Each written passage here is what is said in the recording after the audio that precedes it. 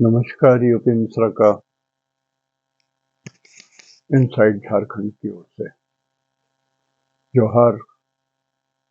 इंगे UP Mishra inside Jharkhand दस्तरखान।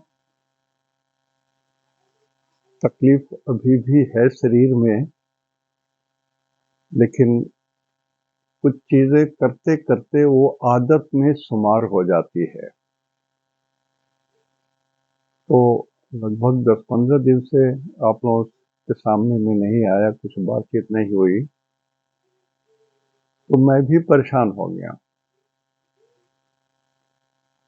ये नहीं कि यूट्यूब में मैं आऊंगा तो कुछ पैसे मिल जाऊंगा, वो बात नहीं है। आदत में शुमार हो गया है आप लोगों से बात करने की। इच्छा हमारी भी होती है, जैसे बहुतों की इच्छा होती होगी कि मिश्रा जी की कुछ बातें हम भी सुन लें।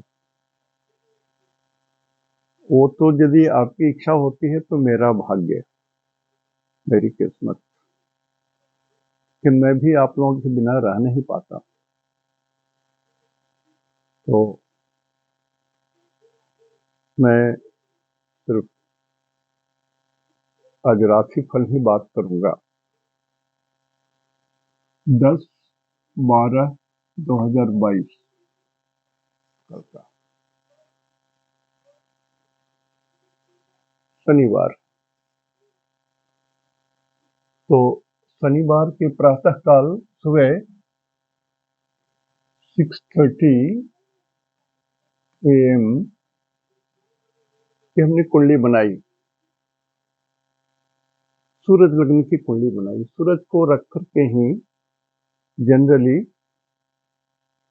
जो राशिफल के लिए कुंडली बनती है, सूरज को रख करके ही होता है। और इसी सूरज के जरिए 1 महीना तक का रिजल्ट बोला जा सकता है। 1 महीना तक का रिजल्ट बोला जा सकता है। तो जनरली हमने जो कुंडली बनाई, आज आर्द्रा नक्षत्र है। आर्द्रा नक्षत्र है आज में लिखा है, ये आर्द्रा नक्षत्र है। और इसके स्वामी राहु हैं। ये बर्थ स्टार में है, जन्म तारा में है आज।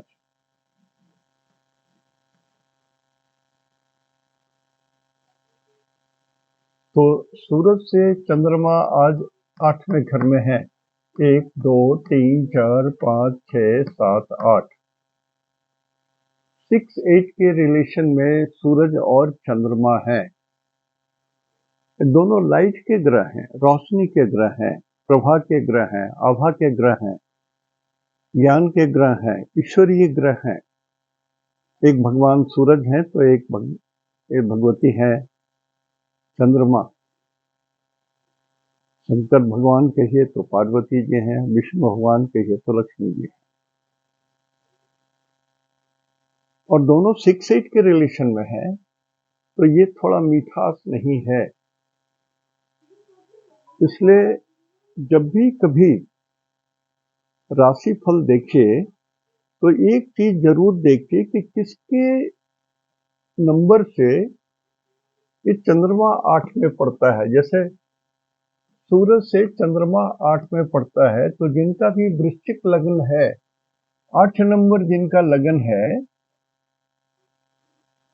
या 8 नंबर जिनकी राशि है, चंद्रमा आज अष्टम भाव में आ गया, सूरज से अष्टम भाव में आ गया, या आपके चंद्रमा से ये चंद्रमा अष्टम आ गया, या आपके लगन से चंद्रमा अष्टम आ गया। तो चंद्रमा जब अष्टम आ जाते हैं तो ये 2.25 दिन नेगेटिव हो जाता है। 2.25 दिन नेगेटिव हो जाते हैं। इसको पहले चेक करना चाहिए कि आज चंद्राष्टम तो नहीं है मेरा। चाहे आप यात्रा कर रहे हो, चाहे कुछ बड़ा काम करने जा रहे हैं, या डिसाइड कर रहे हैं कि कल हमको यहाँ बैंक में मिलना है या किसी अफसर से मिलना है, तो कोशिश कीजिए कि चंद्र अष्टम के दिन ना जाएं। कारण कि चंद्रमा जो मन के स्वामी है, जो बुद्धि जिसमें समाहित रहता है, वही अष्टम में चला गया। तो या तो आपको सुनने में, समझने में, बात करने में ऐसा अटपटा हो जाएगा सिचुएशन की वो आपके खिलाफ में स्थिति बन जाएगी। तो चंद्राष्टम पहले जरूर चेक कीजिए। जैसे चंद्रमा जब यहाँ 4 में आ जाएंगे, चंद्रमा जब 4 में आ जाएंगे तो यहाँ से धनु से 1 2 3 4 5 6 7 8 धनु से ये अष्टम में आ जाएंगे। तो धनु राशि वाले लोग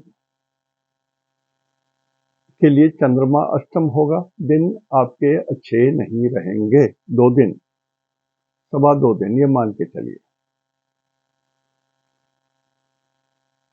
एक सज्जन बार बार बोल रहे थे ना, राशि फल बोल दीजिए बस, हमको उतना ही से मतलब है। तो आप श्रीमान जी ये जान लीजिए कि अष्टम चंद्रमा जब भी हो तब कोई बड़ा काम ना करेंगे। हमने लिखा ना, वृश्चिक राशि के लिए चंद्रमा 8 में है, चंद्राष्टम है, तो वृश्चिक राशि वालों के लिए 2 दिन ठीक नहीं है। 10 तारीख और 11 तारीख ठीक नहीं। और शनि इससे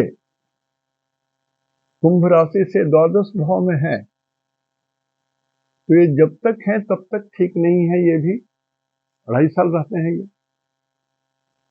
लेकिन अभी स्थिति थोड़ी नजदीक में आ गई है। 18 जनवरी को 2023 को शनि तो बदलेंगे, जाएंगे कुंभ राशि में, तो एक बड़ा चेंज हो रहा है। लेकिन फिलहाल कुंभ राशि वालों के लिए शनि ठीक नहीं है। तुला राशि वालों के लिए 1 2 3 4 ये भी ठीक नहीं है, कंटक शनि लगा है। हो सकता है 2 साल 2.5 साल के बीच में आपका कोई ट्रांसफर वगैरह हो गया हो जो आपके मन के लायक नहीं चल रहा हो, ऐसा भी हो सकता है। कुछ लोगों को मन के माफिक हुआ होगा, लेकिन एक चेंज ऑफ प्लेस की बात दिखती है कंटक शनि में। तो ये शनि को भी चेक कर लीजिए। राशिफल जब बोल रहे हैं तब की बात बोल रहा हूँ, उसको भी चेक कर लीजिए। और इसके बाद चेक कीजिए 6-8 रिलेशन, षडाष्टक, अष्टक 6 और 8 के रिलेशन में। जैसे सूरज है, सूरज से देखिए 1 2 3 4 5 6, सूरज और राहु, सूरज और राहु षडाष्टक है, ठीक नहीं है। सूरज और चंद्रमा भी 1 2 3 4 5 6 7 8, सूरज और चंद्रमा भी ठीक नहीं है। मंगल को देखिए, मंगल से केतु भी 6-8 के रिलेशन में है। मंगल से बुध और शुक्र भी 6-8 रिलेशन में है, ये भी ठीक नहीं। और चंद्रमा से शनि 1 2 3 4 5 6 7 8, तो ये भी ठीक नहीं। और गुरु से केतु 1 2 3 4 5 6 7 8, ये भी ठीक नहीं। तो राशिफल में इतना जरूर ध्यान दीजिए। और 8-9 ग्रह होते हैं, 10-10 पॉइंट दीजिए तो 90 हो गए, और लगन को मिला दीजिए तो 100 हो गए। तो देखिए, जैसे मैं एक एग्जांपल के लिए बोल रहा हूं, मेष राशि, जिनकी मेष राशि है, 1 नंबर में चंद्रमा है, उनका राशिफल बोल रहा हूं मैं। तो मेष राशि में चूंकि राहु है, तो इस समय आपका शुभ नहीं चल रहा है, और अगले अक्टूबर तक थोड़ी सी आपके मानसिक द्वंद की बात रहेगी। और जिनके घर में कुछ ऐसी स्त्रियां हैं जो मेंटली बहुत डिस्टर्ब हैं, चाहे वो डॉरी का झंझट हो या और भी किसी तरह की बात हो, सेपरेशन की बात हो, तो यदि ज्यादा मेंटल कष्ट दिया जाएगा तो डिप्रेशन में चली जाएंगी। कौन? मेष राशि वाले लोग। मेल और फीमेल। तो सेकंड हाउस में मंगल चंद्रमा से सेकंड हाउस में, यहां पर आपका चंद्रमा है तब बोल रहा हूं मेष राशि, चंद्रमा से सेकंड हाउस में मंगल है, शुभ नहीं है, तो 20 पॉइंट लॉस हो गए। राहु से चंद्रमा तीसरे हैं, ये शुभ है, 10 पॉजिटिव पॉइंट ये हो गए। ये मेष राशि से सेवंथ हाउस में केतु है, ये भी ठीक नहीं है। मेष राशि से अष्टम में सूरज है, ये भी ठीक नहीं है। मेष से 7, 8, नवम भाव में बुध और शुक्र हैं, ये नाइदर गुड नॉर बैड, इनको थोड़ा 5-5 अंक मान लेते हैं, तो 5, 5, 10 और 5, 15। राहु से या मेष से दसम भाव में शनि है, ये पॉजिटिव है, 15, 10, 25 हो गए। और द्वादश भाव में गुरु है, ये शुभ नहीं है द्वादश भाव में। तो मेष राशि वालों के लिए ओनली 20% ही दिन शुभ है, बाकी 80% खराब है। अब मेष राशि के स्वामी मंगल होते हैं, इसलिए मैं बोलता हूं नक्षत्र सिद्धांत भी समझिए। और मंगल यहां पर है नक्षत्र सिद्धांत के हिसाब से, तो आप देखिएगा ये जन्म है, राहु जन्म है, तो ये मंगल संपत तारा में है। तो मंगल के नक्षत्र में जिनका जन्म है उनके लिए तो समय ठीक है नक्षत्र सिद्धांत से। तो 15 नंबर या 25 नंबर उधर आया, तो यहां इसको अराउंड 75% मान के चलिए। नक्षत्र सिद्धांत से जो वैल्यू लेंगे उसको 75% प्लस मान करके चलिए या माइनस मान के चलिए, तो इसके हिसाब से आप समझ सकेंगे कि क्या देखना है और क्या नहीं देखना है। लेकिन लगभग 9 ग्रह षडाष्टक पोजीशन में एक दूसरे से कहीं न कहीं पड़े हुए हैं, तो लिहाजा 10 तारीख जो शनिवार है दिसंबर, बहुत अच्छा दिन तो नहीं कहा जाएगा, बहुत अच्छा दिन नहीं कहा जाएगा। इस दिन शादी ब्याह, कुछ बातें, एक्सचेंज ऑफ हॉरोस्कोप्स या वाग्दत्ता होना, वचन दे देना, ये सब चीज सही नहीं होगा। यानी कि सारे ग्रह तो उल्टे पुल्टे में है, और सूरज और चंद्रमा ही उल्टे पुल्टे पोजीशन में है, 6-8 रिलेशन में है, और मंगल भी बगल में है। तो ये मान के चलिए कि ये सिचुएशन जो है ये भूकंप सिचुएशन बन जाता है विश्व में कहीं भी, और बड़े आकार में। और यदि भारतवर्ष की बात लीजिएगा तो चंद्रमा साउथ ईस्ट बोलेंगे और सूरज को वेस्ट बोलेंगे। तो south east from Bhopal and west from Bhopal Bharatvarsh का सेंटर मान के चल रहा हूं मैं। इज नॉट लकी, ये पीरियड भी तो उस दिशा के लिए भी शुभ नहीं है। वहां किसी तरह के उपद्रव हो जाए, मारपीट हो जाए, झंझट हो जाए, बहुत तरह की बातें हो सकती हैं। तो एक तो ये ठीक नहीं दिख रहा है, और दूसरा 12 नंबर राहु से वेद हो रहा है और सूरज से भी वेद हो रहा है, तो 12 नंबर को नॉर्थ ईस्ट बोलते हैं, तो ये भी डायरेक्शन ठीक नहीं है। नॉर्थ ईस्ट, नॉर्थ ईस्ट आप देखेंगे तो ये चाइना हो जाता है भारतवर्ष से ऊपर, थोड़ा तिब्बत भी आ जाएगा। तो ये सब जगह भी ठीक नहीं दिखता है सिचुएशन वाइज। तो हम लोग पहले, यदि आप राशि देख रहे हैं तो मैं आपको फिर बोल रहा हूं कि ये जो नक्षत्र से जो हम लोग देख रहे हैं इसको प्रधान मानिए।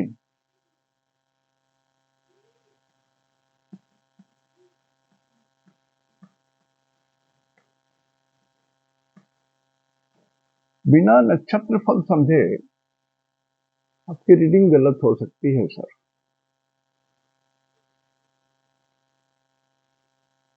बहुत संभावना है कि गलत हो सकती है। मैं पिछले 7-8 सालों से यही एक चीज में बहुत जोर दे रहा हूं, नक्षत्र सिद्धांत से ही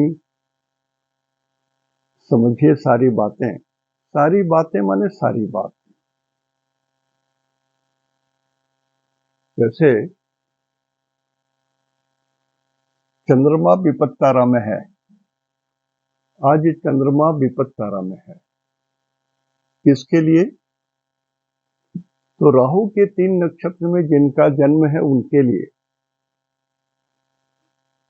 राहु के जन्म में हुआ आद्रा, स्वाति, शतभिषा, तो इनके लिए चंद्रमा के 3 नक्षत्र विपत्त तारा में आ गए।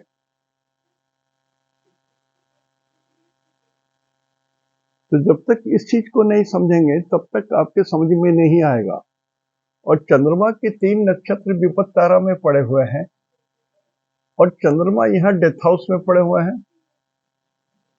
तो चंद्रमा के 3 नक्षत्र वालों के लिए ये दोहरी मार हो गई। राशि से भी भयंकर डेथ जोन में पड़ा हुआ है और यहाँ भी विपत्त तारा में पड़ा हुआ है। जिनका जन्म चंद्रमा के 3 नक्षत्र में हुआ है, रोहिणी, श्रवणा और हस्त, उनके लिए 10 तारीख तो ठीक नहीं है सर।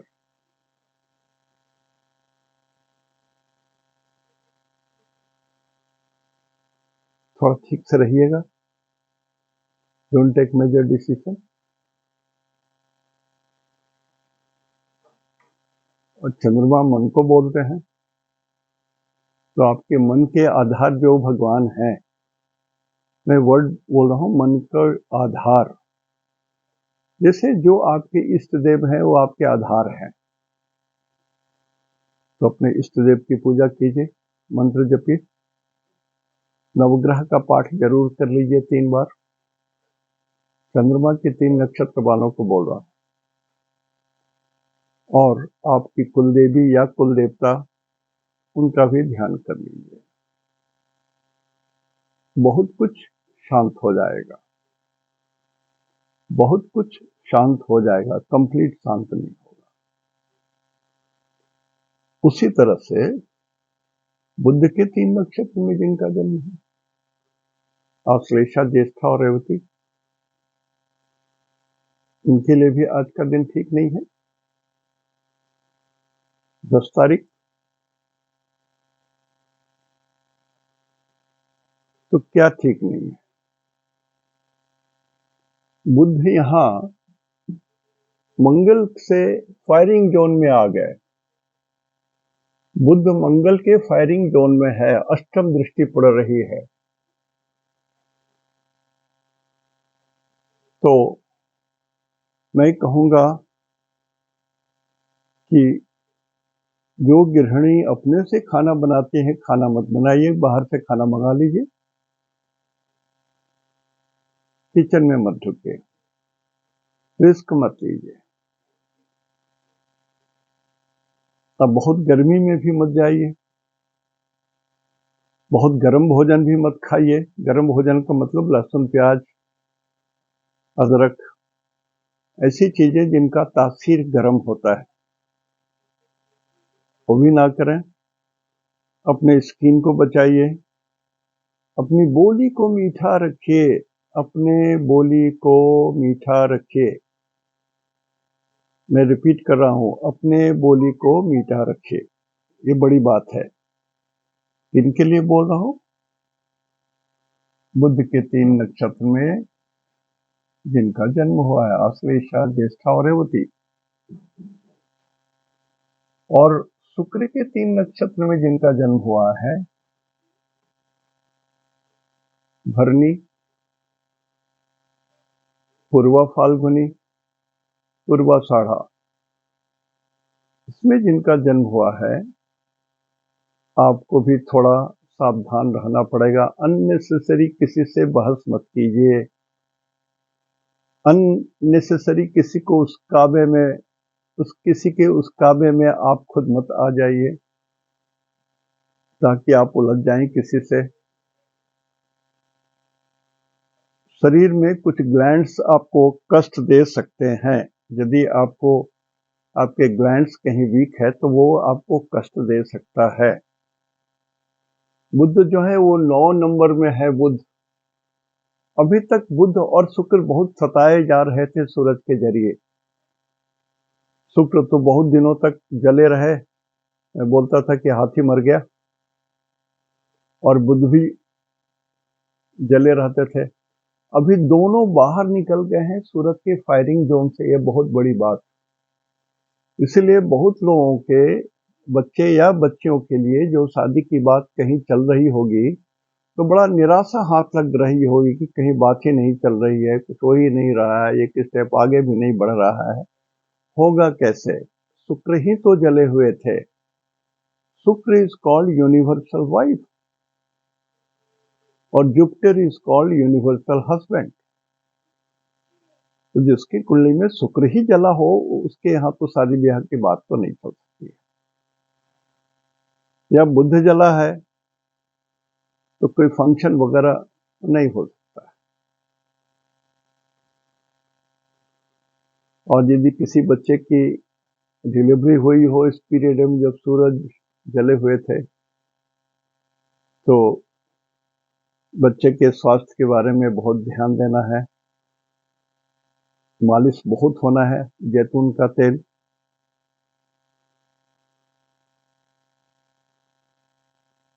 ऑलिव ऑयल तो बढ़िया से मालिश कराइए, बच्चे का स्किन का केयर लीजिए। और यदि बच्चा ठीक से जबान नहीं खोल रहा है तो देखिए कि उसके दांत उगने में कहीं कुछ दिक्कत होने वाली तो नहीं है ये बात। या ये बच्चा थोड़ा देर से भी बोल सकता है, परेशान मत होइएगा, लेकिन बोलेगा ही, बोली खुलेगी। थोड़ा देर हो जाता है तो माता पिता बहुत परेशान हो जाते हैं।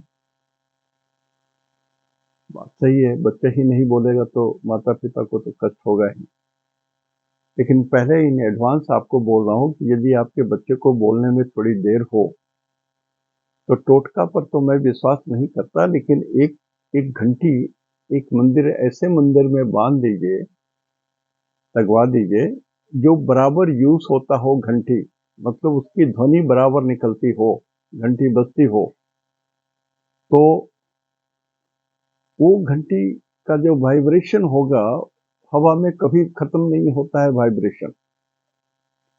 मतलब कल यदि साइंस इतना डेवलप हो जाए तो हवा में जो भगवान कृष्ण ने जो गीता का उपदेश दिया है हम लोग उसको फिर से सुन सकते हैं भगवान कृष्ण के मुख के द्वारा बोली गई वचनों को। आएगा समय, साइंस में बहुत दम है और बहुत कुछ विकास होता जा रहा है। ऐसी ऐसी चीजें, एक है ना बोल रहा है कि मैं मस्तिष्क में चिप लगा दूंगा। कभी कभी कुछ चीजें ऐसी होती हैं जो लोग करते हैं उसका बहुत बड़ा दुरुपयोग भी हो जाता है। Anyway, it is none of my business. तो चंद्रमा के 3 नक्षत्र, शुक्र के 3 नक्षत्र, बुध के 3 नक्षत्र और राहु के 3 नक्षत्र। राहु के 3 नक्षत्र साधारणतया खराब नहीं है, लेकिन हाँ अच्छे भी नहीं है। तो 9 नक्षत्र जो है आज शुक्र, बुध और चंद्रमा के, इन लोगों को 10 तारीख को बहुत सावधानी से बिताना है। और ऐसे जगहों में जो लोग रह रहे हैं, जो बहुत ऊंचे तल्ले में रह रहे हैं बिल्डिंग में, थोड़ा सा ध्यान रखिए। जिस दिशा को हमने कहा है वेस्ट में और साउथ ईस्ट में, माने ऑल कैलकुलेटेड फ्रॉम भोपाल, थोड़ा बहुत धरती हिल सकती है, संभावना है। भगवान करे कि ना हो, मेरी बात झूठी हो जाए। तो पूरे गहरे नींद में मत सोइए। कुछ चीजें, जिनके घर में नवजात बच्चे हैं या बच्चे हैं, तो उनके लिए मैं बराबर एक बात बोलता हूँ, छोटे से थैली में बच्चे का दूध पाउडर, दूध का पाउडर या और भी चीजें, कुछ नैपकिन, कपड़े, ये सारी चीजें बच्चे का एक अलग से रख लीजिए और दरवाजे के पास रखिए। यदि भूकंप आता है तो उसको उठा करके आप जा सकते हैं, उसमें कुछ रुपये वगैरह भी डाल दीजिए। और हर आदमी का एक अपना अपना किट होना चाहिए। मैं बोलता हूँ भगवान ना करे ऐसी बात हो, लेकिन अभी तो देख रहे हैं कहाँ बर्फ गिर रहा है तो बर्फ ही गिर रहा है, बारिश आ रही है तो अभी भी बारिश खत्म नहीं हुई ही, ज्वालामुखी फूट रहा है तो लावा है तो एकदम नदी के ऐसा बह रहा है। कुछ भी प्राकृतिक उपद्रव हो जा रहा है। प्रकृति को जीतना लगभग असंभव है। मनुष्य प्रकृति के खिलाफ चला जा रहे हैं। हम लोग सभी कोई बहुत सारी गलतियां हो रही हैं। पेड़ काटे जा रहे हैं, नदियों पर बांध बनाए जा रहे हैं, बड़े बड़े डैम लग रहे हैं।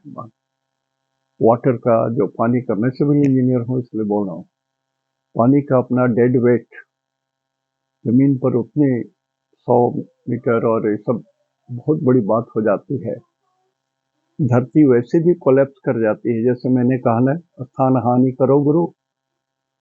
गुरु इतने भारी ग्रह हैं कि कहीं भी रहते हैं तो उस स्थान को तो जरूर तोड़ते हैं, वो बिल्कुल को डैमेज करते हैं। तो उसी तरह से बड़े बड़े डैम भी डैमेज करते हैं।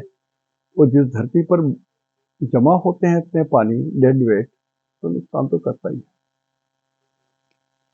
तो बियरिंग कैपेसिटी देख करके सारी चीजें बनाई जाती हैं, लेकिन आजकल तो पॉलिटिकल प्रेशर बहुत ज्यादा होता है। उसमें कुछ देखना नहीं है, ना तो इंजीनियरिंग पॉइंट ऑफ व्यू देखी जाती है, सिर्फ अपना पॉइंट ऑफ व्यू देखा जाता है। तो इसको भी ध्यान दीजिए। और संघात चक्र में चंद्रमा शनि के द्वारा पीड़ित है, तो ये 3 नंबर साउथ ईस्ट भी थोड़ा सा दिक्कत में पड़ गया। और ये नॉर्थ ईस्ट पड़ा हुआ है दिक्कत में। इधर से राहु भी इसको और सूरज भी इसको डैमेज कर रहे हैं। यहाँ पर वेस्ट में भी मंगल की दृष्टि पड़ रही है, बकरी दृष्टि पड़ रही है, और यहाँ पर पहले से केतु है, ये भी उल्टे ही चलते हैं। तो 7 नंबर ये वेस्ट जो है ये भी थोड़ा झंझट में फंसा हुआ है।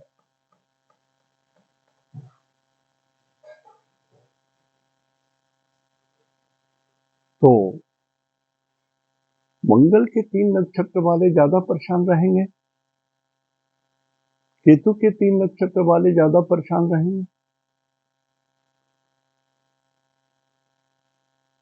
केतु के 3 नक्षत्र अश्विनी मघा मूल, इन सब चीजों से भी को रिलेट कर लेना चाहिए, को रिलेट कर लेना चाहिए। तो हमने संक्षेप में ही कुछ बातें आपको बताई हैं। ज्यादा समय नहीं दे पा रहा हूं कारण के शरीर अभी भी फिट नहीं है। हमारे यूनाइटेड सॉरी अमेरिका के एक दबे मित्र हैं, डॉक्टर हैं, उन्होंने बहुत बहुत उत्तम सलाह दिया और मेडिसिन वगैरह दिए हैं। मैं तो हर किस्म जो प्रॉब्लम होती है उसकी दवाइयां तो खाता चला जा रहा था, और घाव भी मुरझा रहे हैं। ऐसा नहीं कि एकदम कंप्लीट खत्म हो गए हैं, मुरझा रहे हैं, लेकिन उन्होंने बहुत अच्छी अच्छी सलाह दी जो जिससे मैं बिल्कुल अनजान था।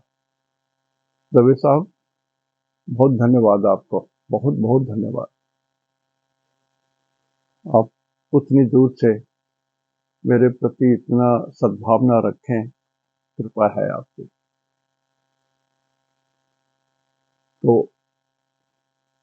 मैं आज यहीं पर समाप्त करता हूँ। थोड़ी सी इचिंग हो रही है, थोड़ा कष्टी हो रहा है। तो मैं कहा ना, मैं भी कुछ परेशान हो जाता हूँ, आप लोगों के साथ बात नहीं कर पाता हूँ तो मैं भी लगता है कि मैं कहीं खो गया हूँ, मैं अपनों से बहुत दूर हूँ, मेरे अपने कहीं नहीं है, तो ये ऐसा लगता है नितांत अकेला हूँ। मानसिक पीड़ा है और कुछ नहीं। As sticks. 2 दिसंबर को मैंने 82 ईयर्स पूरा कर लिया, 83 में प्रवेश किया हूँ ईश्वर की कृपा से। अब तक ईश्वर ने जो दया दिखाया, जो कृपा किया, जो उन्होंने अपने शरण में हमको रखा, ईश्वर को मैं धन्यवाद तो नहीं दे सकता। ईश्वर को इतना ही करता हूँ, चरण स्पर्श भगवान ऐसी कृपा बनाए रखे। तो कल परसों फिर कुछ बात कर लेंगे, लेकिन एक बात मैं और बोलना चाहता था। ये मंगल, वृषभ राशि में मंगल है, 2 नंबर में वृषभ राशि में, मतलब it is in between 30 degree to 60 degree आकाश में मंगल है, और ये उल्टे चल रहे हैं, रेट्रोगेट हैं। और 2 नंबर में मंगल शुभ नहीं होते, इसलिए कि 2 नंबर शुक्र का घर है। शुक्र का नंबर 2 और 7 होता है, तो मंगल आघात बहुत जल्दी कर सकते हैं शुक्र को। शुक्र इज मोस्ट, बहुत मुलायम ग्रह है, शांत ग्रह है, मीठा ग्रह है, प्रिय ग्रह है। और मंगल उतना ही, it is a fire ball. तो वृषभ राशि को मंगल बहुत आघात कर रहे हैं। वृषभ राशि माने बैल, नंदी बैल, चौपाया। तो बस, ट्रेन या और भी जो यातायात के साधन हैं, उसमें कोई बड़ी दुर्घटना होने की भी संभावना दिखती है। लेकिन एक बात है, वृषभ राशि में मंगल जब नवांश में नीच होते हैं तो ये अशुभ नहीं होते। ये एक खास चीज याद रखने की है। वृषभ राशि में नवांश में जब मंगल नीच के होते हैं या 4 नंबर में होते हैं, तो वो शुभ इसलिए हो जाते हैं कि ये देवता नवांश है। और इस समय यदि किसी का जन्म होता है कि जब मंगल वृषभ राशि में हो और नीच नवांश में हो, ऐसी स्थिति में यदि किसी बालक का जन्म होता है जो नई कुंडली सीख रहे हैं या एस्ट्रोलॉजी सीख रहे हैं, नोट कर लीजिएगा कि जब मंगल वृषभ में हो और उस समय नवांश नीच का हो, तो मंगल देवता नवांश में होते हैं और बहुत अशुभ नहीं होते। और जिस बच्चे का जन्म हो रहा है, बेटा हो या बेटी हो, ये बच्चा सत्यवादी होगा, सच बोलने वाला होगा। ये राजा हरिश्चंद्र के खानदान से ताल्लुक रखेगा, झूठ नहीं बोलेगा, सच्चा लड़का होगा, ईश्वर के प्रति भक्ति रखेगा, लक्की रहेगा। लेकिन क्योंकि नवांश में ये नीच का है और 4 नंबर ही में नीच होते हैं और 4 नंबर छाती को बोलते हैं, तो बच्चे को कार्डियक प्रॉब्लम होने की भी संभावना होगी। लेकिन लड़का 1 नंबर का होगा, सत्यवादी होगा और नाइस ऑरेटर होगा। ये कुछ इस बात को बतानी थी, इसलिए कि यहाँ पर वृषभ में है और एक तरफ राहु है, दूसरे तरफ चंद्रमा है, तो ये मंगल पाप करतारी योग में आ गया है। तो पाप करतारी योग में आने से मंगल कुछ सिमट गए, कुछ कष्ट में आ गए, लिहाजा ये बहुत हानि भी नहीं कर सकेंगे। इनकी जितनी क्षमता है उससे इनकी क्षमता घट गई। नवांश में, चूंकि देवता नवांश में है, तो ये काम कुछ मीठा ही कर जाएंगे।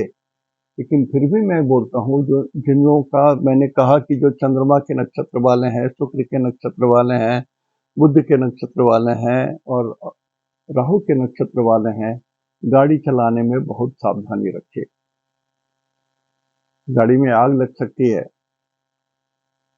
गाड़ी एक्सीडेंट कर सकती है। मैं बराबर बोलता हूँ कि जो लोग कार चलाते हैं, अपने ड्राइविंग सीट के बगल में कहीं पर एक छोटा सा हथौड़ा रख लीजिए और पिछले सीट में भी एक हथौड़ा रख लीजिए, और वो दृष्टिगोचर हो, इमरजेंसी में शीशे तोड़ करके निकल सकें लोग। एक व्यवस्था रखनी चाहिए सबों को, जरूरत पड़े या ना पड़े फिर भी, जैसे कुछ इक्विपमेंट्स होते हैं जो एसेंशियल होते हैं, तो इसको भी एसेंशियल के हिसाब में रखे। कारण कि अपने आप गाड़ी चलते चलते भी आग लग जाती है और खड़ी खड़ी गाड़ी में भी आग लग जाती है, टीवी में तो भरा रहता है। तो अकेला एक मंगल है जो अभी आकाश में थोड़ा सा कठिन रूप से बैठे हुए हैं। बाकी सारे ग्रह षडाष्टक होने के कारण थोड़ी गड़बड़ी स्थिति है, लेकिन इस गड़बड़ी स्थिति में भी मंगल ही थोड़ा ज्यादा क्रूएल के ऐसे दिखते हैं। थैंक्स गॉड, ये कर्क नवांश में होने के कारण, ये देवता नवांश में होने के कारण ये बाइटिंग नहीं है। 100 पैसा में इनकी जो बाइटिंग कैपेसिटी है वो 50% से भी नीचे हो गया है। तो जो लोग अपने इष्ट देवता का पूजा करेंगे, जो लोग नवग्रह का पाठ करेंगे, जो अपने कुलदेवी या कुलदेवता का पाठ करेंगे, उनको 50 से भी घट करके 25-20 पर आ जाएगा। तो मैं कहीं डरा नहीं रहा हूं, मैं सीधा बोलता हूं, नवग्रह का पाठ कीजिए, अपने इष्ट देवता का ध्यान कीजिए, कुल देवता का ध्यान कीजिए या कुल देवी का ध्यान कीजिए, and your problem is reduced more than 75%। आज यहीं तक। इति शुभम। जय हिंद। मीनाग्य जोहार।